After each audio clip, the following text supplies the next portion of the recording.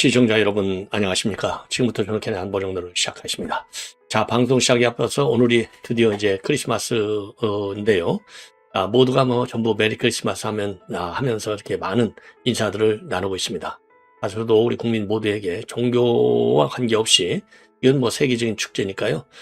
서로 이렇게 좋은 안부를 물으면서 즐거운 또 하루가 되시기를 우리 시청자 여러분과 함께 기도를 하겠습니다.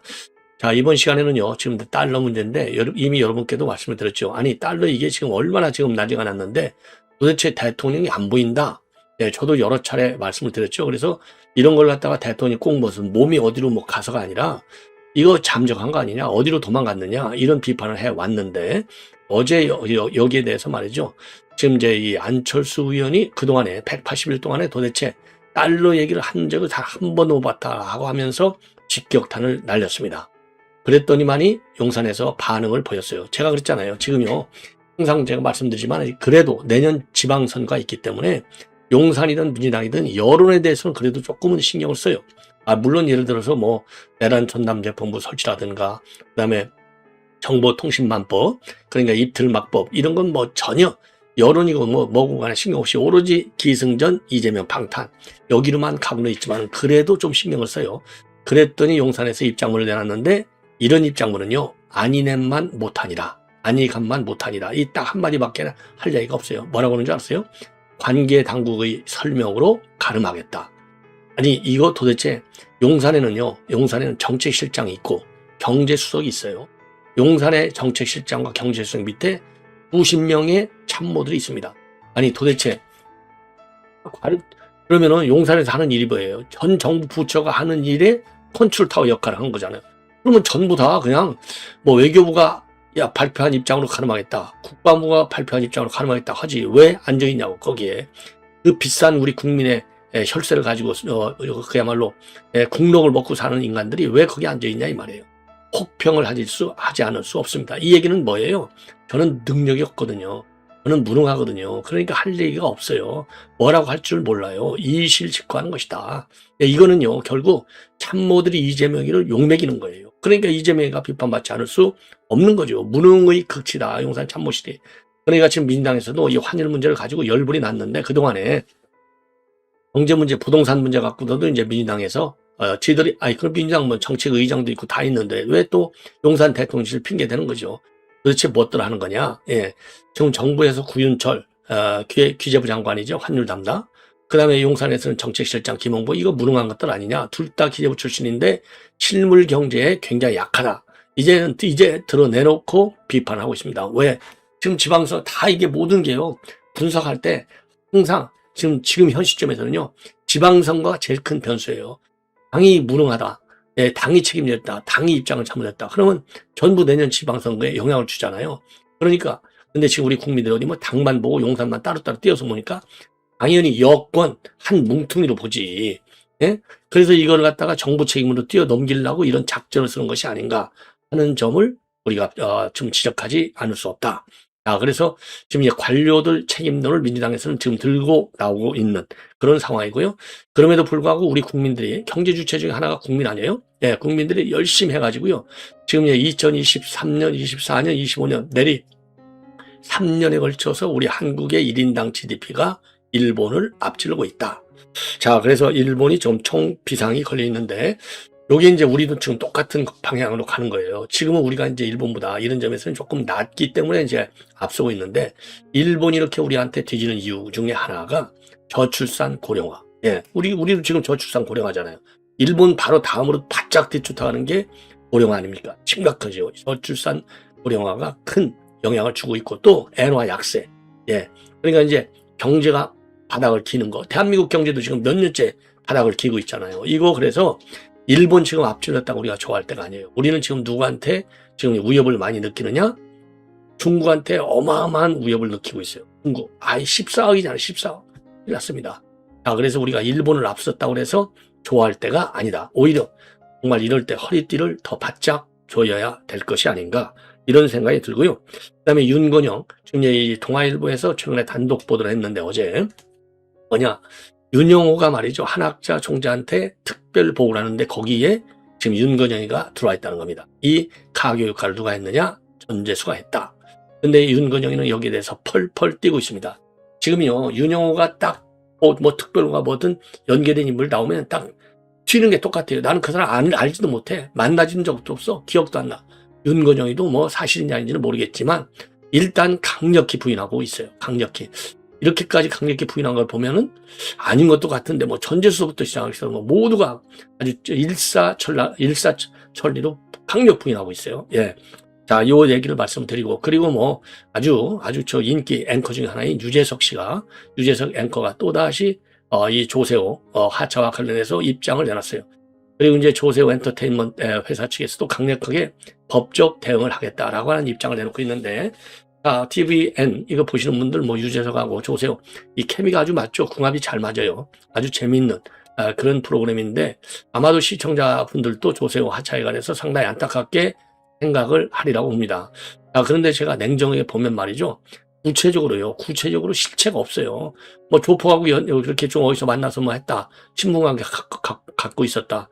근데 조폭하고 친분관계 갖고 있어서 그걸 바탕으로 해서 무슨 나쁜 일을 한 게 없다 이거죠. 그래서 이런 게 일종의 여론 재판이 아닌가, 지나친. 예, 그래서 이런 점은요, 이 기획사 측에서 여부기 알아서 잘 대응하겠지만은 조금 더 우리가 신중하게 대응할 필요가 있지 않나. 예, 예. 그래서 이제 언론에 나왔다고 해서 무조건 욕한 거 비판하고 이런 거는 좀 자제해야 되겠다. 왜냐하면 요즘 언론이요, 정확한 보도도 물론 하지만은 이 언론도 포퓰리즘에 있어갖고 그냥 조그마한 거 하나로 일사천리로 프레임 짜고 하면은 감당할 사람이 없어요. 예. 그런 점에서 예, 조세호 씨의 하차 문제에 대해서는 다시 한번 생각해서 이 기회를 복귀할 수 있는 기회를 줘야 될 것이 아닌가 하는 여론도 있다는 말씀을 드립니다. 자, 다시 한번 메리 크리스마스입니다. 예. 그러면 말이죠. 용산 대통령실의 입장. 야, 이게 근데 입장이 없다는 게 이게 한두 번이 나야죠. 예, 이 크리티컬한 이슈일수록, 중요한 이슈일수록, 굉장히 전략적인 이슈일수록 대통령실에서 가름말을 딱 타줘야 되잖아요. 왜? 대통령실은요, 모든 국정 현안의 컨트롤 타워예요. 아주 탑의 탑 컨트롤 타워. 여기서 저는 할 얘기가 없거든요. 해당 부처에서 한 얘기로 가름할게요. 그러면 용산 대통령실 참 그냥 아예 용산 대통령실 아예 없애버려.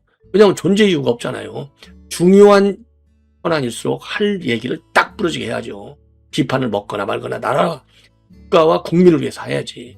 할 얘기가 없대. 이게 얼마나 무능의 극치입니까? 예. 겨우 잠적했다고 비판 나가니까 한 얘기가 바로 그거예요. 예. 자, 그래서 뭐라고 하느냐? 참 기가 막히죠. 시장 상황을 예의주시하고 있다는 거예요. 시장 상황을 예의주시하지 않는 부처가 어디가 있어요. 예, 공직자가 어디가 있고, 이거 하나만 한 얘기. 무능의 극치예요. 무능의 극치. 이 김남준이가 입장을 내놨는데, 예. 그래서 오늘 오전 외환당국이 환율과 관련한 입장을 밝힌 것으로 한다. 그 입장으로 답변을 대신하는 것이 좋을 것 같다. 이렇게 얘기를 한 겁니다. 예. 이게 이제 이 오늘이라고 하는 것은 이제 어제가 된 겁니다. 사실상은. 예. 자, 그러면은 이제 기재부하고 한국은행에서 말이죠. 기재부 한국은행 국장급에서 어제 공동으로 내놨어요. 구두 강력 개입. 외환당국 시장 관련 메시지를 냈는데 뭐라고 냈느냐? 워낙에 과도한 약세는 바람직하지 않다. 정부의 강력한 의지와 종합적인 정책 실행 능력을 곧 확인하게 될 것이다. 그래서 고강도 구두 개입에 나섰고, 그리고 나서 한 얘기가 이거 겁주는 거예요. 우리 실력을 알 것이다. 이렇게까지 했어요. 그러니까 어제 어마어마하게 떨어졌습니다. 예, 어마어마하게 떨어졌어요. 예, 그래서 어제 이제 지금 이제 최종적으로 33원 8전, 33.8원 이게 떨어져갖고 1449원 8전으로 떨어졌는데, 이게 11월 6일 떨어진 이후 한 달 반 만에 최저치로 떨어졌고, 그 다음에 이제 낙폭을 보면은 한 2년 반 전에 떨어진 것만큼 크게 떨어졌다는 겁니다. 자, 그래서 요게 말이죠. 이제 급제동이 걸리기는 걸렸어요. 33.8원이 떨어졌습니다. 11월 6일 날 1447.7원 이후 한 달 반 만에 가장 낮은 수준을 기록했다는 겁니다. 자, 그리고요, 또 이 환율 안정을 위해서 세제, 금융 조치도 병행한다라고 밝혔어요. 자, 그래서 해외 투자자들이요, 해외 주식을 매도해서 국내 주식에 1년 이상 장기 투자할 경우에는 해외 주식에서 벌어들인 양도소득에 대해서는 세금을 한시적으로 매기지 않기로, 감면하기로 5천만 원 이내의 경우에, 그리고 이제 국내 기업이 해외 자회사로부터 받아들인 배당금에 대한 세제 혜택도 확대하기로 입장을 밝혔어요. 그리고 김용범 정책실장은 어제 7대 그룹들하고 긴급 간담회를 가졌습니다. 삼성, SK, 현대차, LG, 롯데, 한화, HD현대. 그래서 이제 환율 대응방. 그러니까 이제 너네들이 이제 기업이 갖고 있는 달러를 좀 빨리 지금 시장에 내놔라는 거거든요. 그래서 기업들은 지금 열불이 나 있답니다. 우리도 해외 투자해야 되는데 지금 무슨 소리야? 지금 달러 다 팔았다가 나중에 투자할 때 필요한 돈 살라고 하면 달러가 더 올라 있으면 너희들이 책임지겠어? 지금 부글부글 기업들도 끓고 있다는 겁니다. 그래서 이 기업들 반응도 이어서 여러분께 말씀을 드리도록 하겠습니다. 자, 그래서 말이죠. 이 무능의 극치를 어제 보여줬다는 겁니다. 이러다 보니까 지금 이제 민주당에서도요, 열불이 나 있다는 겁니다. 도대체 이 인간들 뭐 하는 인간들이야? 자, 그래서 정청래가 말이죠. 지금 이제 그 부동산 대책과 관련 경제 관련 발언은 최대한도 자제해 오면서 정부 입장을 지지해 왔는데, 환율 상승세가 이제 가라앉지 않고 비판이 여기서 나오니까 이제 저희들도 겁먹은 거예요. 놀란 거죠. 그러면서 이제는 자기들도 임계점에 다다랐다.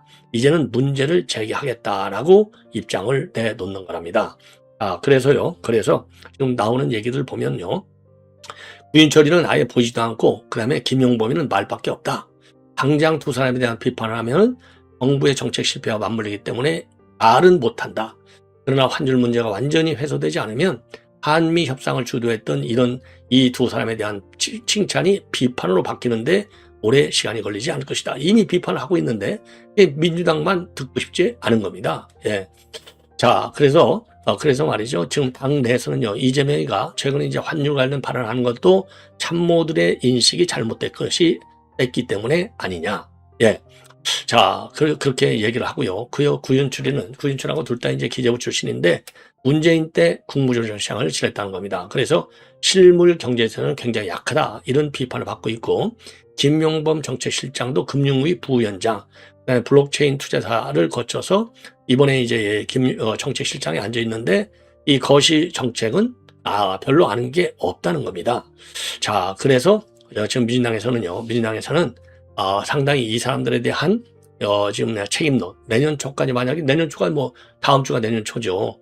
이 환율이 안정되지 않으면 책임론이 불거질 수밖에 없다. 이런 얘기가 나오고 있다는 겁니다.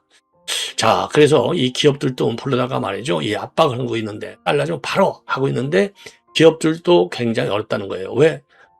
지금 미국에 트럼프하고 지금 얼마나 돈을 많이 투자하기로 했어요. 대규모 투자 약속 때문에 자동차, 반도체, 배터리는 주력 업종들은요, 미국 현지에 조 단위의 공장 건설과 설비 투자를 진행하고 있거나 또 계획하고 있어요. 그래서 삼성전자는 텍사스주 테일러 파운드리 공장의 2026년도 가동을 목표로 해서 막바지 공사에 지금 박차를 가고 있는 상황이고요. 현대차 그룹도 2028년까지 미국 내 생산 시설 확충에 210억 달러, 약 31조 원을 추가 투입할 상황에 있는 겁니다. 그러니까 이번에 팔았다가 나중에 다시 살 때 더 비싸지면 누가 책임질 거냐 이거예요. 자, 그래서 정부 정책에 좀 어떻게 좀 도움을 줄지는 고민을 하고 있지만은 이거 좀 위험성 너무 크다는 것이죠. 그래서 굉장히 불만이 많다는 겁니다. 더군다나 말이죠. 이거를 지금 갑자기 달러를 갖다 팔을 경우에 지금 기업들에서 수립하고 있는 연간 경영 계획과 환해지 전략이 흔들릴 수 있다. 이런 점도 굉장히 지금 기업들로서는 부담이 되지 않을 수 없다는 것이죠. 자, 그래서 대기업들은요, 통상 연초에 환율 변동성을 예측해서 자금 운용 계획을 확정하고 선물한 계약을 맺는데 정부 요구에 갑작스럽게 이를 변경하면 이거 재무 손실이 불가피할 수도 있다는 거죠. 자, 그래서 지금 이제 굉장히 기업들도 어려움을 겪고 있고 조선업계도 마찬가지로 굉장히 어렵다. 그래서 이 한화그룹도 마스가 이게 굉장히 적극적으로 참여하고 있지만은 필라 조선소에다가 50억 달러, 7조 3천억 정도 요거를 투자를 준비하고 있기 때문에 달러를 갖다가 팔기가 굉장히 어렵다는 겁니다. 굉장히 어렵다는 거예요. 자, 그래서 지금 이제 달러 문제가 이제 보통 문제가 아니고요. 그러다 보니까 지금 하나은행인데 하나은행의 강남 지점에서는요, 달러가 바닥이 났답니다. 어제 하루 종일. 자, 이거 보시죠. 하나은행 미국 달러 100달러짜리 지폐는 부진이 됐다. 이렇게 해서 안내장까지 붙었어요. 근데 이제 하나은행 강남 지점인데 강남이니까 이제 돈 많은 사람들 많은 데 아니에요. 그런데 이제 뭐라고 했냐면 이거 달러 품귀 현상은 아니고 담당자가 이제 본점으로부터 달러를 좀 많이 갖다 놨어야 되는데 그거를 깜막 잊고 안 갖다 놓은 바람에 그랬다라고 하는데 이게 뭐 사실인지 아닌지 알 수가 있어야죠. 예. 자, 그리고 다른 지점에서는 뭐 달러가 좀 부족한 적이 없다. 이렇게 하나은행 측에서 밝히고 있는데 어쨌든 이거는 뭐 담당자 한 사람만의 잘못이라고 볼 수가 없겠죠. 예. 왜냐하면 담당자도 평상시 달러 흐름 오를 때는 이제 그 정도는 괜찮겠지 했는데 요게 이제 싹 다 품귀 현상이 벌어진 거나 마찬가지인 거죠. 사실상 돈 못 바꿔줬으니까. 왜 어제 아까도 말씀드린 대로 33원 이상이 확 빠져버리니까 이때 빨리 사야지 또 내년 되면 올라갈 텐데 일시적으로 이제 수요가 확 뛰어오르는 거죠. 그래서 이 정도로 지금 달러에 대한 우리 국민들의 불안 심리가 어마어마하게 크다는 점을 우리가 알 수 있는 것 같습니다. 자, 이번에는요, 이 정도로 하고 1인당 GDP가 일본을 앞질렀습니다. OECD 회원국 38개국 가운데 일본은 24위, 우리는 작년하고 똑같이 21위, 우리가 3단계 앞서 있어요. 자, 이게 지금 내각부, 일본 내각부가 이제 발표를 했는데요. 지난해 미 달러화 기준으로서 일본의 1인당 GDP는 1인당 GDP가요, 33,785달러, 약 5,009만 원인데 전년 대비 1,444달러, 그러니까 4.3%가 줄었다는 겁니다. 그래서 이 순위가 지금 OECD 회원국 38개국 중에서 24위로 떨어졌다는 거예요. 22위에서. 근데 한국의 경우는 작년도 1인당 GDP가요, 36,239달러, 5,373만 원. 전년 대비 565달러, 1.6%가 올라서 21등에는 변화가 없다는 겁니다. 자, 그래서 1인당 GDP 차이는요, 445달러에서 지난해 2,450달러로 커졌고, 같은 기간 순위 격차도 1단계에서 1계단에서 3계단으로 벌어졌다는 겁니다. 그러면 왜 이렇게 일본의 1인당 GDP는 감소하고 있느냐? 바로 저출산, 고령화와 만성적인 저성장, 그리고 엔화 약세 때문이다. 그래서 일본이요, 한국에 의해서 스페인하고 슬로베니아에도 밀려났다는 겁니다. 그래서 1인당 GDP가 처음으로 23년도 한국에서 밀려난 것으로 실급되었는데 23, 24 연 2년간에 걸쳐서 밀린 거예요. 자, 그리고 고령화도 일본 소득 격차에 상당히 영향을 줬다는 겁니다. 고령화. 그래서 진위 계수가 0.585, 0.5855를 기록했다는 거예요. 예, 그래서 니혼 계좌의 신문의 분석에 따르면요, 62년부터 3년 주기로 시행되어 온 이 조사에서 소득 불평등이 가장 악화됐다. 그래서 현역에서 은퇴하거나 근로소득이 적은 고령자 가구가 늘어나면서 이러한 결과가 나왔다라고 밝히고 있다고 합니다. 예, 자, 이 정도로 말씀을 드리고요. 그 다음에 유재석 이 앵커, 저 혼자 주저리 이야기를 하는 겁니다. 이렇게 이제 유키즈, 언더블럭 여기에서 TVN이죠. 여기에서 이제 지금 조세호 빈자리를 언급하고 있어요. 상당히 좀 뭐라 그럴까요? 힘들다. 좀 분위기가 좀 적절치 않다. 이런 얘기나 마찬가지겠죠. 근데 최근에 이 방송에서 연속 두 번째 이렇게 지금 혼자 지금 사회를 보면서 좀 뭔가 뭐 둘이 같이 이제 이렇게 딱 코드를 맞춰서 방송하다가 혼자 하려니까 여러 가지로 좀 이상하겠죠. 이렇게 이제 입장을 내놨습니다. 그래서 이제 이번에는요, 게스트로 출연한 판사 출신의 작가 문유석을 소개하면서 23년의 법관 생활을 하시다가 작가님으로, 요즘은 현직에 계시는 의사 선생님이나 법조계 쪽 일하시다가 경험을 통해 실제 드라마를 집필하는 분이 굉장히 많은 듯하다. 그러면서요, 옆자리, 그러니까 조세호 자리를 쳐다보면서 말이죠, 저 혼자 계속 주저리 얘기하는 거다. 그러면서 예전에는 주거니 받거니 했는데 이제는 혼자 그러네 라고 웃고 있어요. 2018년도부터 7년이나 방송을 같이 해왔으니까 이게 뭐 그렇게 7년이나 같이 하다가 혼자 있으니까 좀 뭔가 이상하겠죠. 그래서 지난 17일 방송에서도 이 하차 관련해서 한마디 했어요. 그 당시에도 조세호가 이번 일로 인해서 유퀴즈를 떠나게 됐는데, 저도 그렇고 조세호도 오랫동안 함께 했는데 막상 저 혼자 유퀴즈를 진행해야 한다고 생각하니까 이게 참또 이렇게 하면서 굉장히 아쉽다, 이런 반응을 보였죠. 그리고 본인도 했겠듯이 스스로를 다시 한번 돌아보는 유익한 시간이 꼭 됐으면 한다 라고 밝힌 바 있습니다. 자, 그래서 이 부분에 대해서는 우리가 말이죠, 사회적으로 어떻게 하는 게 제일 좋겠는지, 그리고 이제 조세호 이 MC도요, 보조 MC도 그동안에 많은 사람들을 만나게 됐는데 좀 신중했어야 되는데 지금 보니까 성숙하게 대처하지 못한 것 같다. 이렇게 좀 아쉬움을 그러면서 지금 여러 가지 의혹들이 많이 언론에 제기되고 있는데 그런 것들은 전혀 사실이 아니다라고 해명했고요. 노세호 소속사 측에서도 말이죠. 실추된 이미지 회복을 위해서 법적 대응은 향후 신속하고 강경하게 진행하겠다. 그리고 사업 홍보를 목적으로 이 조폭 의혹을 받는 이 조폭으로부터 금을 수수했다는 주장 역시 명백히 사실이 아니다.